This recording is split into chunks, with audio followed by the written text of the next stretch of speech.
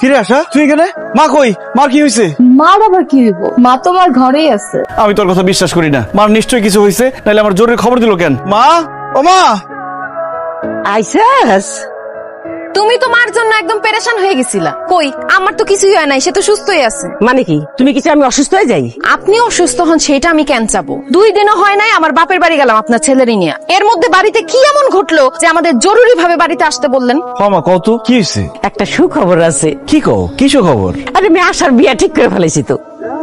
তুমি কি কইতেছো মা? আশা আমার একমাত্র ছোট বোন। আমি বাড়ির থেকে যাইতে না যাইতে আমার না জানায় তুমি তোর বিয়া ঠিক করে ফেলাইছো? আরে হঠাৎ করে তো রাখলি ম্যাচ আছি, ছেলের সাথে করে নিয়ে এসে আশারে দেখানোর লেগা। সরকারি চাকরি করে, আমাদের আশারে তার খুব পছন্দ হয়েছে।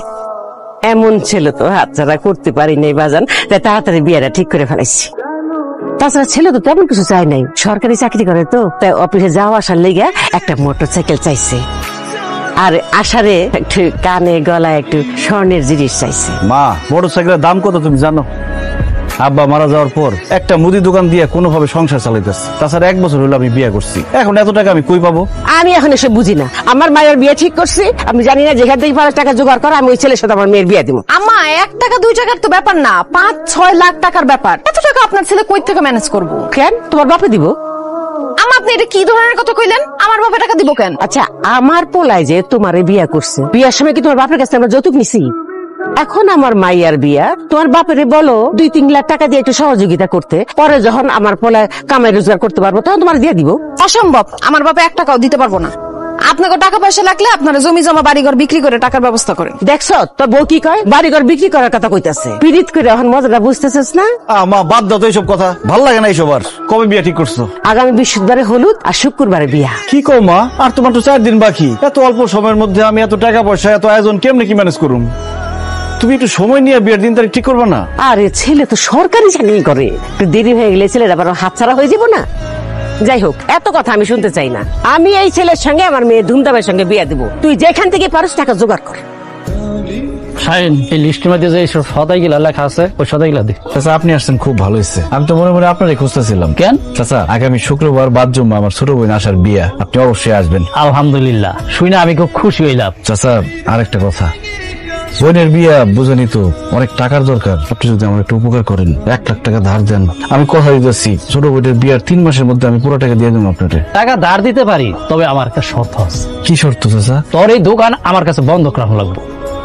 তুই এই শর্তে রাজি থাকলে ক, আমি তোর টাকা দিতেছি। ঠিক আছে চাচা। বিয়া ঠিক করার সময় আপনার লগে কি কথা হয়েছিল মনে আছে না? কিন্তু গয়নাগাটি তো কোনো কিছু দেখতেছি না, কান গলা হাত সবই তো খালি। টেনশন করেন না বেআইন, সব আছে। আসলে আমার পোলার কাছে আছে। আরে বেআইন সাহেব, আপনি এটা কি কথা কইলেন? মায়ের বিয়ে হইব আর গয়নাগাটি পোলার কাছে? যান যান যান, পোলার কাছে গয়নাগাটি আইনা মায়ের পরাইয়া দেন। হ্যাঁ, আমি আনতেছি। কি রে, তুই ঘরের মধ্যে বসেছিস কেন ওখানে না যায়? নাকি তার বউ না করছে যাইতে? মা, কথায় কথায় বকুড়ে টেনো না তো। যৌতুক দিয়ে ছোট বোনের বিয়া দিতেছি, ভাবতে আমার লজ্জা লাগতেছে। আমার মায়ের জামাই একটা সরকারি চাকরি করে, তার আমরা খুশি হয়ে একটা উপহার দিতেছি, এখনটা দিতেছি, কিছু গয়না দিতেছি। তুই যৌতুক কস কেন? তুই উপহার। আম্মা, উপহার কয়ে ধামাচাপা দিয়া লাভ নাই, এটা যৌতুকই। কারণ তারা এটার জন্য যে প্রেসার দিতেছে, উপহার হইলে কি এই প্রেসার দিত? আপনি যা দিতেন তাতেই খুশি হয়ে যাইতো। তুমি চুপ করো। তুমি যে আমার পড়ারে খুব বুদ্ধি দাও সে আমি ভালো করেই জানি। আমার মায়ের কান গলা খালি কেন? তুমি সাজগোজ করার সময় গয়নাগাটি পরাই দাও না? গয়নাগাটি আমি কইতে পরামো, আপনি তো গয়নাগাটি দেন নাই। আমি গয়নাগাটি করতে কি দেবো? কি রে শাহিন, পোলার মায় যে গয়নাগাটি চাইছে তো আমি কইছি না? কি তুই কিনস নাই গয়না? মা, দোকান বন্ধক রেখে ধার দেনা করে কোন রকমের 3 লাখ টাকা জোগাড় করছি। মোটরসাইকেল কিনতে গিয়ে 2 লাখ টাকা শেষ হয়ে গেছে, আর টাকা জোগাড় করতে পারি নাই, তাই গয়নাগাটিও কিনি নেই। হায় আল্লাহ, কি করছ তুই? তুই গয়নাগাটি কিনস নাই? আর গয়নাগাটি না হলে আমার মায়ের বিয়াই হইব না। আমি জানি না, আমি কিচ্ছু বুঝি না। আমার মায়ের বিয়া আজকে গয়নাগাটি দিয়েই হইব। তুই যেখান থেকে পারস গয়নাগাটি জোগাড় করে আনবি। মা, আমি তো চেষ্টা করছি গয়না কেনার টাকা জোগাড় করতে, কিন্তু পারি নাই। তুই যখন গয়নাগাটি কিনে টাকা জোগাড় করতে পারস নাই, তখন তোর বউর গায়ের গয়না খুলে দিতে কর। আম্মা, আপনি এগুলো কি কইতেছেন? আমার গয়না আমি খুলে দিমু কেন? এগুলো তো আপনার পোলা আমারে কিনা দেয় নাই, আমার বাপের বাড়ির থেকে বিয়ার সময় দিছে। আমার গয়না আমি দিতে পারব না। ঠিক কইলা, তুমি গয়নাগাটি দিতে পারবা না। তাহলে একটা কথা শুনে রাখো, আজকে যদি গয়নার কারণে আমার মাইয়ার বিয়া ভাঙ্গিয়া যায়, তাহলে আমরা মা মাইয়া দুজনে গলায় ফাঁসি দিব। তখন থাকো তোমার গয়না নিয়া।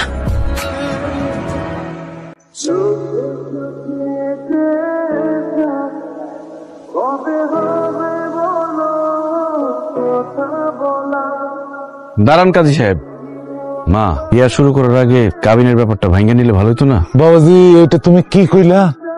কাবিনের ব্যাপারে তো আগেই কথা হয়েছে 1 লক্ষ টাকা। কি বলেন তাও সাহেব, আজকালকার দিনে কি 1 লাখ টাকা কাবিনে বিয়া হয়? আমার বোনের বিয়ার কাবিন হইব 5 লাখ টাকা। 5 লাখ টাকা অসম্ভব। 1 লাখ টাকার বেশি 1 পয়সা কাবিন হইব না। আমিও আমার বোনের 5 লাখ টাকা কাবিন ছাড়া বিয়া দিব না। বিয়ান, জি বলেন। আপনার পোলা কইতাছে যে 5 লাখ টাকা কাবিন না দিলে বোনরে বিয়া দিব না।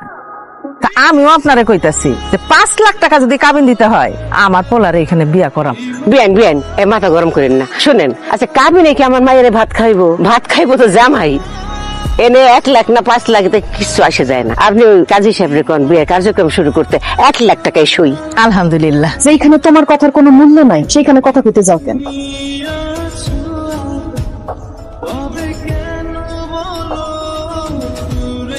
বাচ্চা থাকে বাজার, বাচ্চা থাকে, পথে কোনো অসুবিধা হয়নি তো? না না আমার কোনো অসুবিধা হয় না। আম্মা কেমন আছো? আসি। ওরে আল্লাহ, দেখো তো আমার বাজান গাইমা কি অবস্থা হয়েছে, দেই গামটা মুছা দেই। যে গরম পড়ছে আম্মা। আসলে গরম পড়ছে বাজান। ভাইজান আসসালামু আলাইকুম, কেমন আছেন আপনারা? আলহামদুলিল্লাহ ভালো আছি। তুমি কেমন আছো সেলিম? জি আমি ভালো আছি।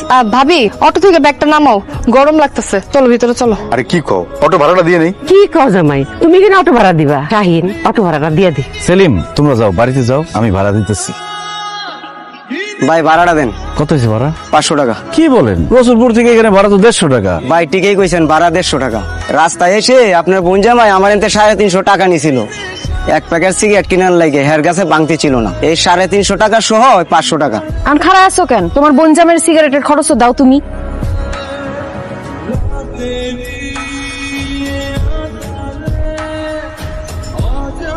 কি ব্যাপার, কি হলো, বাইরে আসলে কেন? একটা কথা আমার সত্যি করে কও তো, তুমি কি তোমার মায়ের আপন সন্তান, গর্ভের সন্তান, নাকি তোমার ছোটবেলায় পালকান ছিল? বকুল কি ধরনের কথা বলো তুমি? অবশ্যই আমি আমার মায়ের গর্ভের আপন সন্তান। তুমি যদি তোমার মায়ের আপন সন্তান হও, তাহলে তোমার প্রতি তার কোনো ভালোবাসা, মায়া, স্নেহ, মমতা কোনো কিছু নাই কেন? তোমার মা তার মেয়ের জামাইরে যে পরিমাণ ভালোবাসা, আদর করে, স্নেহ করে, তার 10 ভাগের 1 ভাগও তোমার প্রতি তার নাই। তুমি তোমার বোনের বিয়ের সব খরচ দিছো, দোকান বন্ধক রাখছো, আমার বাপের কাছ থেকে টাকা ধার নিছো, সেই টাকা তুমি কিভাবে শোধ করবা সেইটা নিয়ে তার কোনো মাথা ব্যথা নাই। দেখো বকুল, আমার মা যা করতেছে আমার বোনের সুখের জন্য করতেছে। খালি তার মেয়ের সুখটা দেখলে হইব? তুমি যে তার সন্তান, তোমার সুখ শান্তিটা দেখা লাগবো না? খাইতে বসে সে কি করলো? মাছ, মাংস, মাছের মাথা সবকিছু তোমার বোনের জামাইয়ের প্লেটে তুলে দিল। তুমি যে তার সন্তান, কই তোমার তো 1 টুকরা মাছ দিল না, মাংস দিল না, তুমি তো ডাইল দিয়ে ভাত খায় উঠলা। তুমি যাই কও, তোমার মার তোমার প্রতি মায়া, দয়া, ভালোবাসা কোনো কিচ্ছু নাই। শোন একটা কথা কই, জামাই প্রথম আমাদের বাড়িতে আইছে, সে আবার সরকারি চাকরিও করে, তার একটা কমপ্লিট সুট দেওয়ার দরকার না? তার মায়ের 2টা শাড়ি আর তার বাপের পায়জামা পাঞ্জাবি কিনা দেওয়ার দরকার। তা নাহলে তো আমাকে মান সম্মান কিচ্ছুই থাকবো না। হ্যাঁ ঠিকই কইছো, ঠিক আছে আমার সমস্যা নাই। ও মা, আসো দেখে যাও। এই দেখো কমপ্লিট শুটটা বানাই নিয়ে আসলাম আসার জামাই লিগে, দেখো তো কেমন হয়েছে। ওরা দেখে কি হইব, জামাই বাড়িতে থাকতে তুই বানাই দিতে পারলি না। একবার তো আমার জামাই রাগ করে বাড়িতে গেছে। মা এই 3 দিনের মধ্যে টাকা জোগাড় করতে পারি নাই, এই জন্য বানাইতে পারি নাই। দেরিতে হইলেও তো বানাইছি। হ্যাঁ আম্মা, আশার জামাইরে বুঝায় কইলে সে বুঝ। তুমি চুপ করো। আচ্ছা বৌমা, তোমার বাপ মার কি কোনো আক্কেল জ্ঞান নাই? তোমার বাপ মা তোমার মায়ের জামাইরে আর মায়ের একটা দাওয়াতও দিল না, একটা কিছু উপহারও তো দিল না। কোন ছোট লোকের মায়ের দিতে বিয়ে করে লয়ে আইছো? মানুষটা ছোট করে কথা বলতে তোমার ভালো লাগে তাই না? মানুষটা কষ্ট দিতে তোমার ভালো লাগে? আমি যে দিতাছি, খাওয়াইতেছি, তাতে তোমার মন ভরে না? আমার শ্বশুর বাড়ির লোকজন কেন তোমার মায়ের জামাইরে দাওয়াত দিয়ে খাওয়াইবো? কেন কিছু দিতে যাইবো?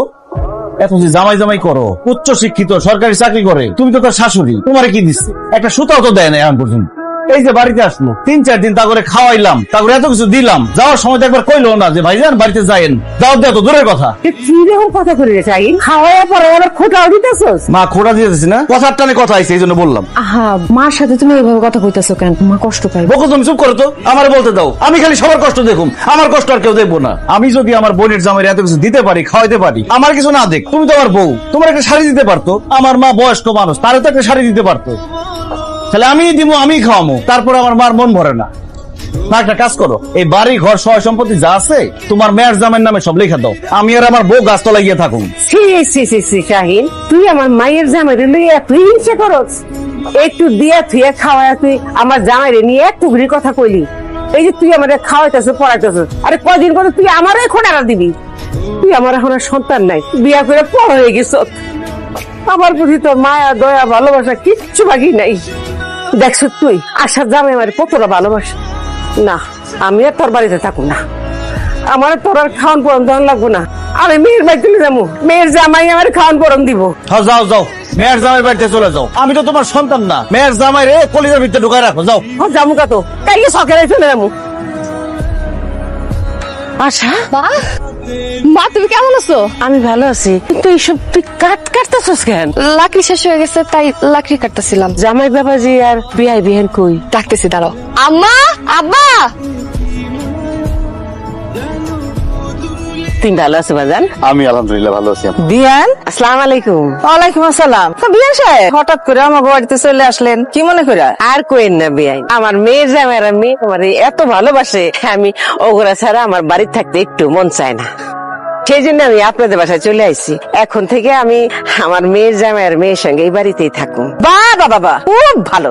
আমি না ঘর জামাই থাকতে দেখছি, কিন্তু ঘর শাশুড়ি কোনোদিন থাকতে দেখি নাই। এই জন্যই তো বেআইন এত বড় ব্যাগ লইয়া আমাকে বাড়িতে আইছে। জাগা মেয়ের শ্বশুর বাড়িতে থাউনের লেগে আইছেন তো আরাম করে থাকে। সত্যি করে আমার একটা কথা কবি, তো শাশুড়ি রেখে সারা জীবনের জন্য আমাকে বাড়িতে নিয়ে আইসোস? যদি আয় না থাকোস তাহলে ক বাপে আর আমি এই বাড়ি থেকে চলে যাই। একটা বয়স্ক মুরব্বী অসুস্থ মানুষ সারাক্ষণ চোখের সামনে দিয়ে গুড়গুড় গুড়গুড় করে, আমার না খুব বিরক্তি লাগে। মা তোমাকে কথা আর কি কম, ওই বুড়িরে দেখলে আমারও বিরক্ত লাগে। এই আশা, এই তোমার মাই কি সারা জীবনের জন্য আমাকে বাড়ি চলে আসছে নাকি? হ্যাঁ, ছেলে মানুষ তো ঘর জামাই থাকে। তোমার মাই কি আমাকে বাড়িতে ঘর শাশুড়ি থাকার জন্য আইছে? যাও, তোমার বাইরে এখনই বলবা কাল সকালে যেন আমাকে বাড়ি থেকে চলে যায়। মা, তোমার এই অবস্থা কেন? তুই গাছতলায় কি করো? তুমি না আশাকে বাড়িতে ছিলা? আসো বাড়ি থেকে আমি কালকে রাতে চলে আইছি। কেন চলে আইছো মা? অপমান সহ্য করতে না পারে চলে আইছি বাজান।